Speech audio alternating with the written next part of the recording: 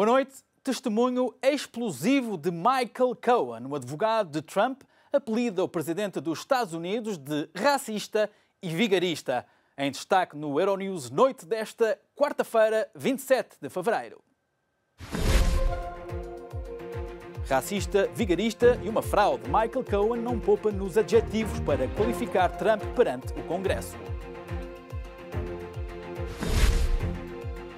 Donald Trump e Kim Jong-un otimistas numa nova cimeira centrada no armamento nuclear norte-coreano.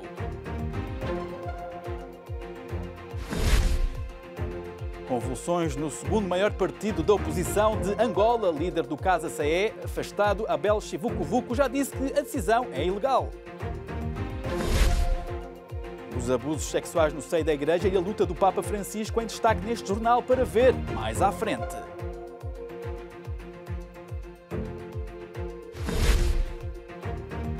O ambiente já começou a aquecer ainda mais no Rio de Janeiro para receber o Carnaval.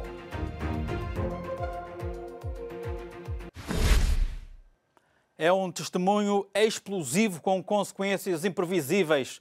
Perante o Congresso dos Estados Unidos, o antigo advogado pessoal de Donald Trump diz que o chefe de Estado norte-americano é um vigarista e afirma ter provas disso. É um dos mais aguardados testemunhos perante a Câmara dos Representantes dos Estados Unidos. As declarações de Michael Cohen, antigo advogado de Donald Trump, são simultaneamente uma admissão de culpa e um apontar de dedo ao atual presidente norte-americano. Numa declaração escrita, o advogado começou por garantir que Trump soube da divulgação dos mails de Hillary Clinton.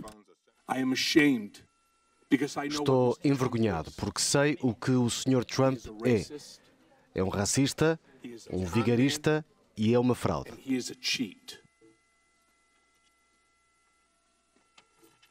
Era um candidato presidencial que soube que Roger Stone falava com Julian Assange sobre a divulgação da Wikileaks de e-mails do Comitê Nacional dos Democratas. Cohen esteve 10 anos ao lado de Donald Trump, era considerado o seu principal homem de mão, diz que entregou prova de atividade criminal já depois da tomada de posse. Entrego hoje vários documentos ao Comitê, incluindo uma cópia de um cheque que o Sr. Trump assinou de uma conta bancária pessoal depois de se ter tornado presidente, para me reembolsar pelos pagamentos que fiz para encobrir o seu caso com uma estrela de filmes pornográficos e para evitar danos durante a campanha. Uma campanha com influência russa, Trump saberia das reuniões marcadas pelo filho e pelo genro.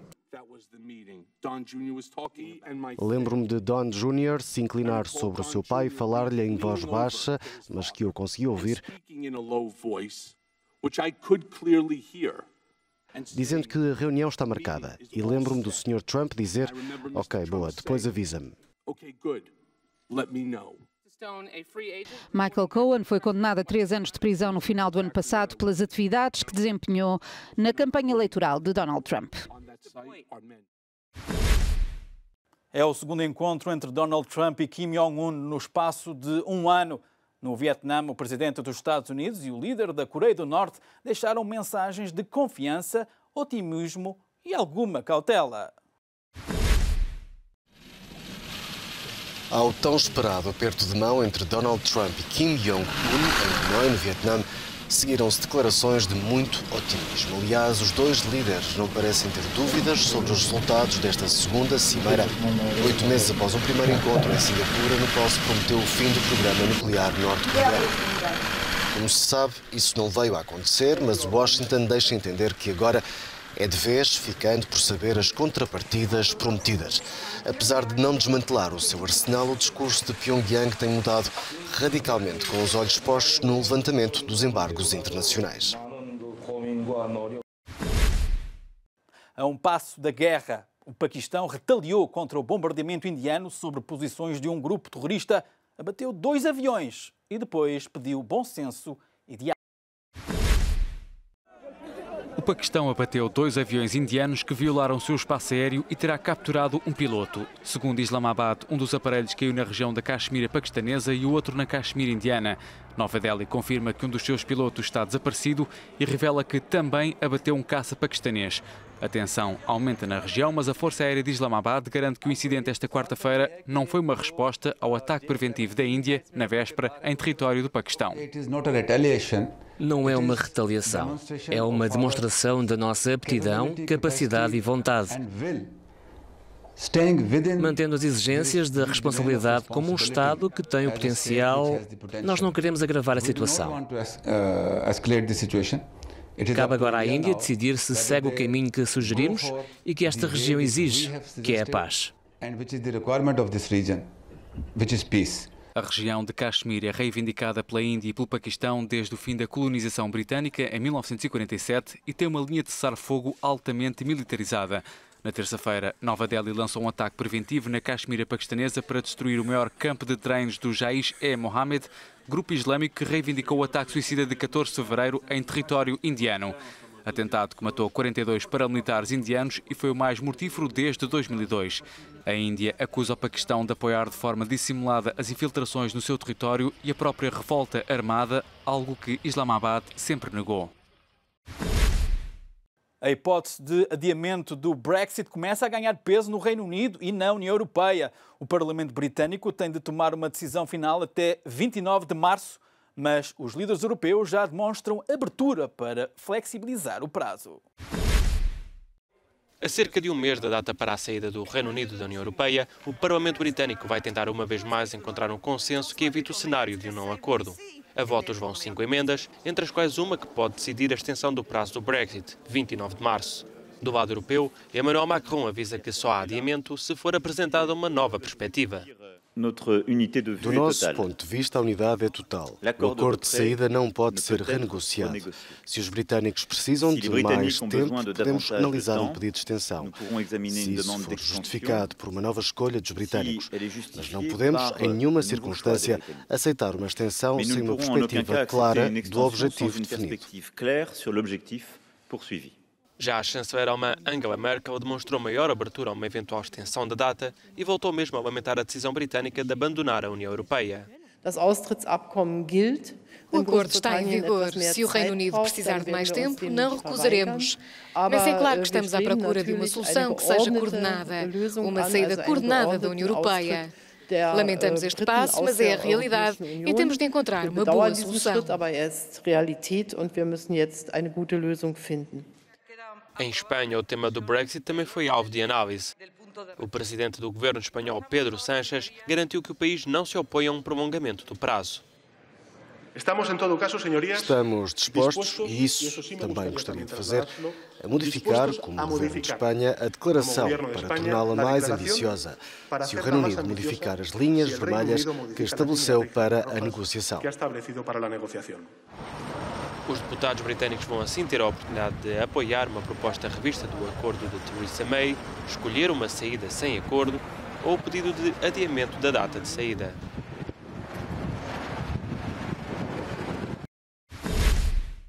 Há 3 casos preocupantes no Bloco Europeu, avisa Pierre Moscovici. Para além de Chipre, o comissário para os assuntos económicos apela a medidas urgentes em Itália e na Grécia. É o momento de fazer o balanço periódico das políticas económicas europeias e isso comunica-se de várias formas. O comissário responsável deixou no Twitter um quadro com os cenários menos e mais preocupantes. Chipre, Grécia e Itália integram o último pelotão. Aliás, o caso de Roma levanta cada vez mais preocupações. A Itália não está perante nenhum procedimento por agora, mas há alguns desequilíbrios e prestações mais vulneráveis. As contas públicas vão talvez dar-nos alguns problemas. Por isso é que apelamos à Itália para que regresse ao caminho das reformas e que o faça de forma vigorosa. Para nós é uma questão urgente. Moscovici quer que Atenas avance com 2 reformas já: a proteção da habitação para os lares em situação de insolvência e a privatização da empresa pública de eletricidade. Há muito trabalho feito. A Grécia está no caminho certo, mas há ainda alguns desequilíbrios que têm de ser corrigidos. O que é lógico, porque saiu há pouco do programa de assistência. Há ainda trabalho pela frente. Esta última expressão também foi utilizada em relação a Portugal, ainda que seja apontado como um exemplo no quadro da correção de assimetrias no Bloco Europeu. recebido com ovos. O ex-deputado brasileiro gay Jean Willis, defensor dos direitos da comunidade LGBT, participou numa conferência na Faculdade de Economia da Universidade de Coimbra. Dois homens tentaram lançar ovos contra o político e ativista brasileiro Jean Willis, que participou esta terça-feira numa conferência na Faculdade de Economia da Universidade de Coimbra. O ex-deputado federal do Rio de Janeiro, assumidamente homossexual e defensor dos direitos da comunidade LGBT, desistiu do mandato em janeiro e decidiu exilar-se na Europa, depois de receber várias ameaças de morte no país de origem. Na intervenção em Coimbra, Willis afirmou que a homofobia ajudou Jair Bolsonaro a chegar à presidência do Brasil e pediu ao chefe de Estado português, Marcelo Rebelo de Sousa, para limitar as cortesias com o homólogo brasileiro. No exterior, 2 centenas de manifestantes antifascistas opuseram-se a uma dúzia de pessoas que participavam num protesto contra a visita do Willis, convocado pelo Partido Nacional Renovador.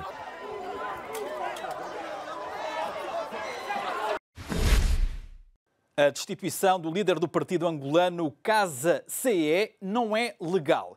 A afirmação é de Abel Chivucovuco, que garantiu que não tomará posse como deputado caso o afastamento seja confirmado.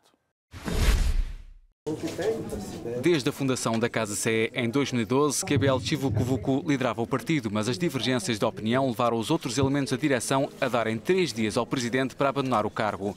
Não o fez e acabou por ser demitido pelos restantes membros. Alegam que Chivucovuco já não estava preocupado com o futuro da Casa CE e que assumiu a ruptura com o partido quando se reuniu com os independentes da coligação e primeiros secretários provinciais exonerados. Sentimos que ele estimulava e apoiava essas pessoas e as suas práticas. Não é menos importante salientar a ausência do mesmo nos últimos atos de tomada de posse dos membros do Secretariado Executivo Nacional e dos secretários executivos provinciais, sem razões convincentes. Atitudes que representaram uma quebra de confiança para 5 dos 6 líderes partidários que compõem a Convergência Ampla de Salvação de Angola, coligação eleitoral. O deputado e até agora vice-presidente da Casa CE, André Mendes de Carvalho, é o novo líder da terceira maior força política de Angola. Abel Chivucovuco criou Convergência há 7 anos, quando saiu da UNITA, e nas legislativas desse ano o partido elegeu 8 deputados para o Parlamento. 5 anos depois, a Casa CE obteve 9,5% dos votos e aumentou para 16 o número de deputados. A marca francesa de roupa desportiva Decathlon decidiu cancelar a venda de hijabs de corrida dias depois de ter anunciado a comercialização do produto devido a ameaças. Decathlon é obrigada a recuar na venda de hijabs de corrida em França. A cadeia de lojas de material desportivo já produz e comercializa estas malhas para cobrir a cabeça em Marrocos e preparava-se para começar a vender em França e no resto do mundo. A notícia gerou uma onda de críticas que começou nas redes sociais e chegou ao governo de Macron. É a ideia da Decathlon de promover um acessório que, na verdade, é uma limitação para o corpo da mulher, apesar de supostamente estarmos a falar de desporto, da libertação do corpo, da excelência atlética. Por isso, estou extremamente chocada. Os hijabs para a prática desportiva já são comercializados em todo o mundo. A Decathlon justificou a produção e comercialização com a vontade de tornar o desporto acessível para todos. Na rua, as opiniões dividem-se. As mulheres fazem o que querem, mas se não usarem, não praticam desporto. Alguns tentam sublinhar a diferença até quando praticam desporto. É uma questão comercial que nada tem a ver com desporto. A Decathlon tem de vender. Por que não? A ministra francesa da Saúde declarou que preferia que os hijabs não fossem promovidos por uma marca francesa. Uma deputada do partido de Macron apelou ao boicote à Decathlon. A empresa francesa recuou na decisão de vender os hijabs.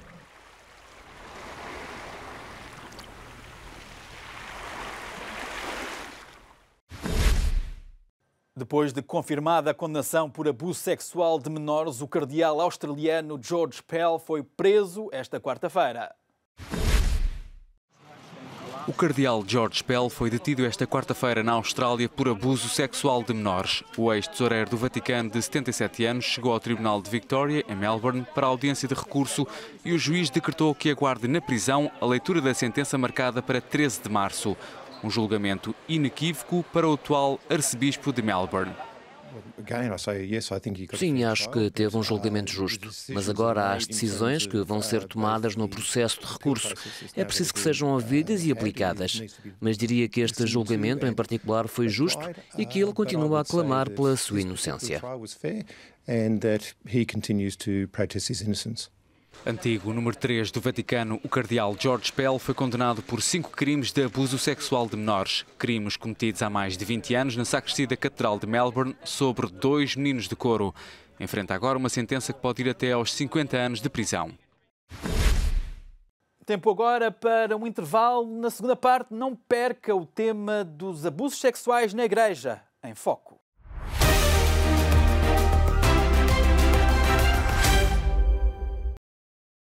Segunda parte deste Euronews Noite, a Igreja Católica vive um dos momentos mais difíceis da sua história. Obrigada a enfrentar os casos de abusos sexuais por parte de membros da Igreja, a Santa Sé procura o caminho para uma redenção coletiva. A última semana mostra que há ainda muito por fazer. A Igreja percorre um novo calvário, uma via nada sagrada, com muito mais do que as 15 estações do caminho que recorda os últimos dias de Cristo. Os abusos sexuais a menores deram mote a uma conferência inédita no Vaticano, uma reunião que terminou com um mea-culpa, mas sem o compromisso da tolerância zero, pedido pela maior parte das vítimas. Penso que é muito pouco e muito tarde. São propostas muito fracas. Não incluem a tolerância zero. O que dizem é que a decisão de um padre ou um bispo permanecer em funções será analisada caso a caso. Isso não chega.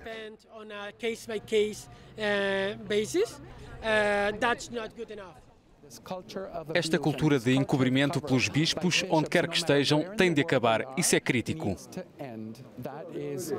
Esta quarta-feira, na audiência semanal em Roma, Francisco voltou a repetir as certezas, mas fê-lo em forma de prece, em forma de oração. O mal tem os dias contados, o mal não é eterno, o mal tem medo. Um mal historicamente escondido. Ainda este domingo, o presidente da Conferência Episcopal Alemã reconheceu o encobrimento de crimes sexuais do clero. Falando na Cimeira do Vaticano sobre a proteção dos menores na Igreja, o cardeal Reinhard Marx confirmou que os arquivos que poderiam ter documentado esses atos terríveis e indicado os nomes dos responsáveis foram destruídos ou não chegaram a ser criados. Para nos ajudar a ter uma visão sobre a Igreja, temos connosco, a partir de Paris, Frei José Luís de Almeida Monteiro, secretário-geral da Província Dominicana de França e diretor da Biblioteca Provincial Dominicana. Frei José Luís, obrigado por estar connosco.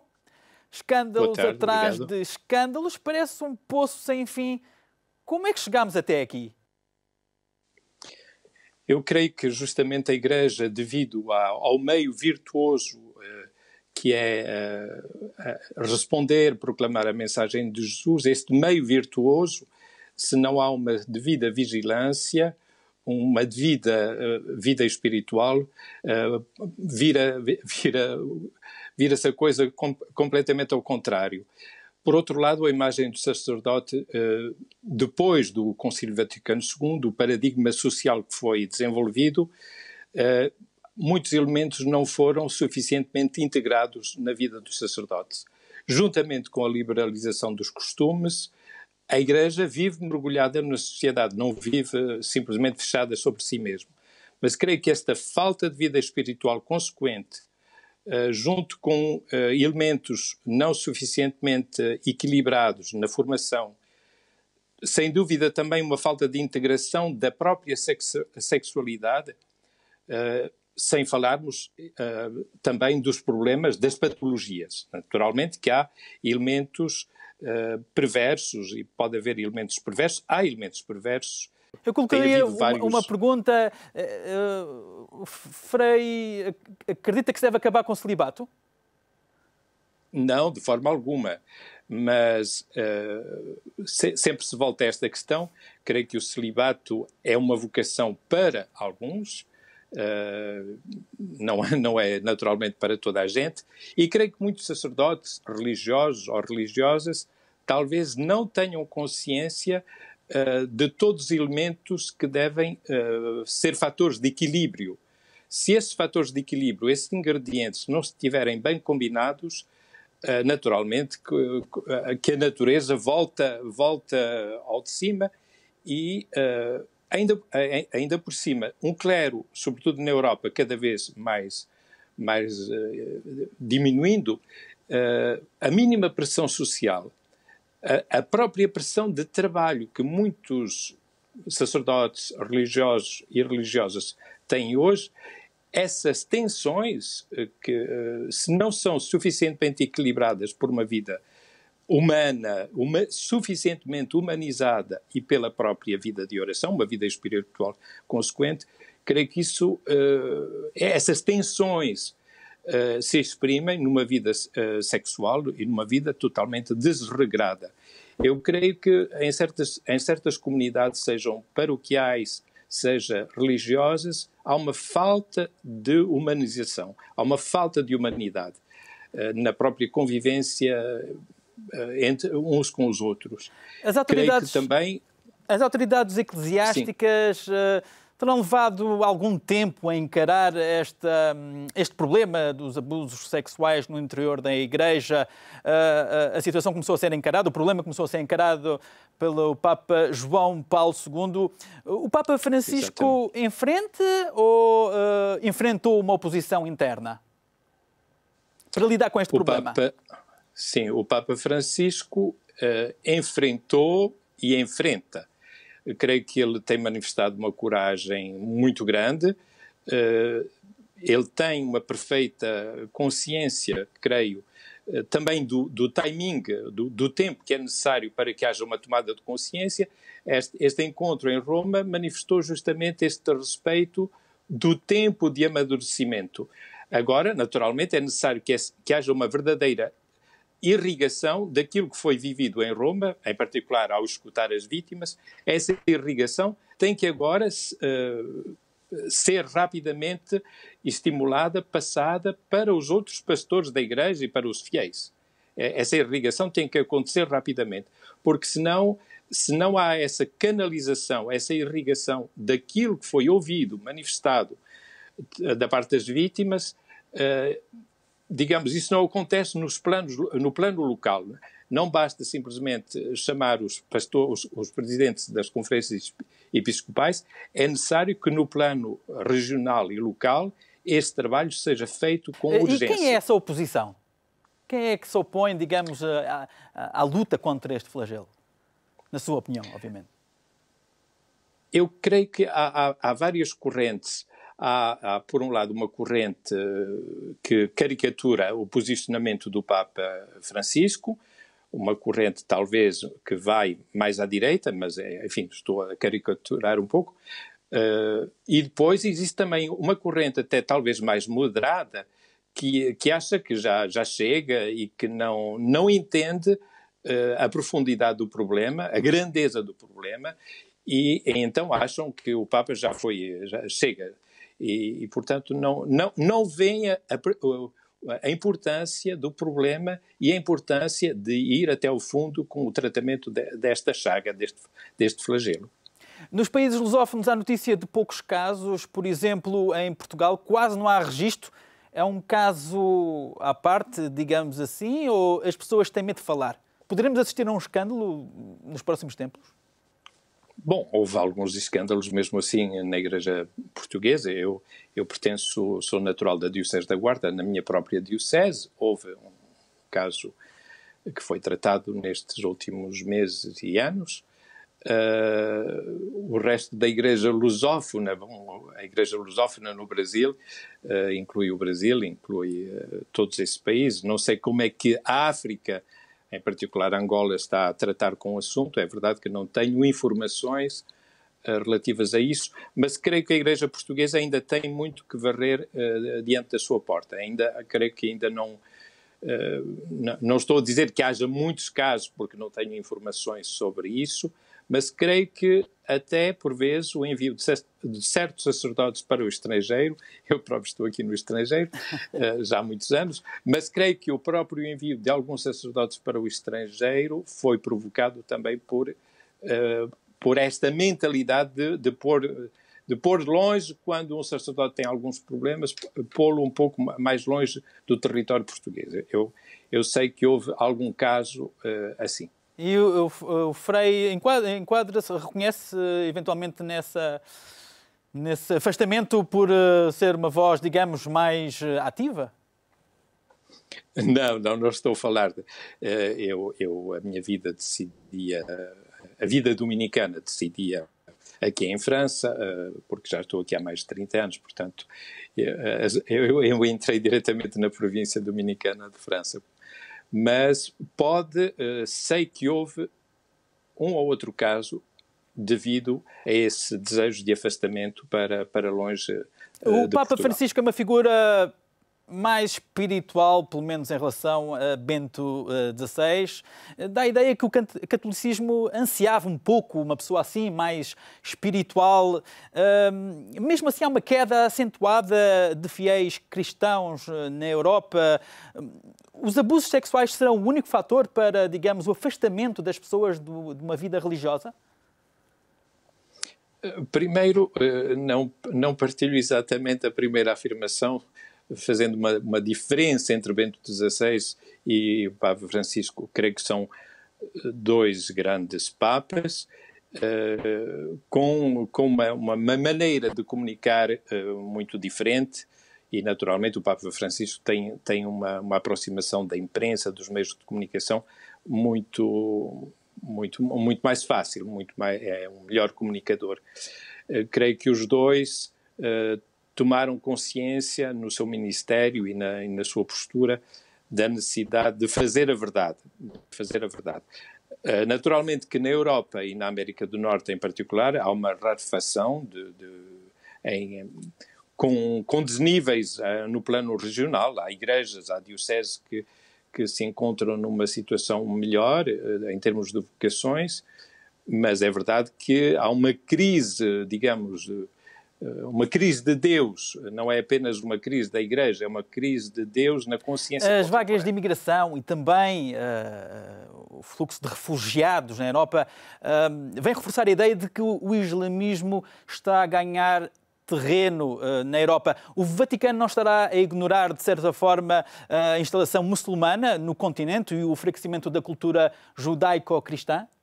Eu creio que a Igreja, com o Papa Francisco em particular, e também com o Papa Bento XVI, e João Paulo II, naturalmente, também o devemos citar, tem desenvolvido plataformas e espaços de diálogo. Ultimamente, nesse encontro que o Papa Francisco fez em Abu Dhabi, os milhares de cristãos, foi um momento fabuloso de encontro. Havia autoridades muçulmanas desse país que assistiram ou juntaram-se à celebração. Mas a questão aqui, desculpe interrompê-lo, a questão aqui é, mesmo havendo esse diálogo, isso não impede que a presença islâmica na Europa cresça. Há cada vez mais mesquitas e, por outro lado, vemos igrejas estarem vazias e serem encerradas. Não haverá aqui uma falta de abordagem por parte do Vaticano? Mais concisa, mais incisiva, digamos assim, para lá do diálogo? É necessário olhar para cada país, porque cada país as situações divergem muito. Se olhar para Portugal, a situação portuguesa, a presença muçulmana, embora tenha crescido um pouco, não é assim tão importante. Em França, de facto, há mesquitas em todas as regiões, inclusive na Córsega, é um facto. Frei José Luís, eu agradeço-lhe imenso ter estado connosco, foi verdadeiramente um prazer e até breve. Até breve, obrigado. Obrigado por esta oportunidade. Obrigado. Recordo que em 2016, 5% da população europeia era muçulmana. num cenário de forte imigração. O Centro de Pesquisas Pew estima que essa população triplicará, com a Suécia à cabeça, com 30% de muçulmanos no país, seguido da Alemanha com 19%, da França com 18% e do Reino Unido com 17%. Finalmente, os muçulmanos são o único grupo religioso do mundo que deverá aumentar mais do que a média estimada do crescimento mundial. Em 2050, a população muçulmana deverá crescer 75%. Cristãos e hindus deverão ficar pelos 35%. Os budistas sofrerão um ligeiro declínio. No Brasil, o ambiente já aquece e ainda mais no Rio de Janeiro para receber o Carnaval. O mundo está pronto para subir ao sambódromo da Cidade Maravilhosa. O Rio de Janeiro prepara-se para receber a alegria, os sorrisos e as escolas de samba que vão desfilar ao som da tradição e das baterias. O Brasil aquece as pernas para dançar o samba e, quando fica cansado, pede umas de madeira emprestadas, porque a festa nunca para naquele que é considerado o maior carnaval do mundo. As meninas do Rio saem às ruas, vestidas a rigor, e mostram o caminho dos desfiles aos turistas, mas nenhuma máscara fica completa sem altas doses de purpurina. São dias de celebração onde também se dança o samba a quatro patas. Cães mascarados juntaram-se ao início das festividades na praia de Copacabana. Ninguém fica em casa, nem os animais de estimação, que também têm direito a participar nos desfiles, vestidos a rigor pelos donos, e que aquecem o ambiente para as festividades que arrancam oficialmente a 1 de março.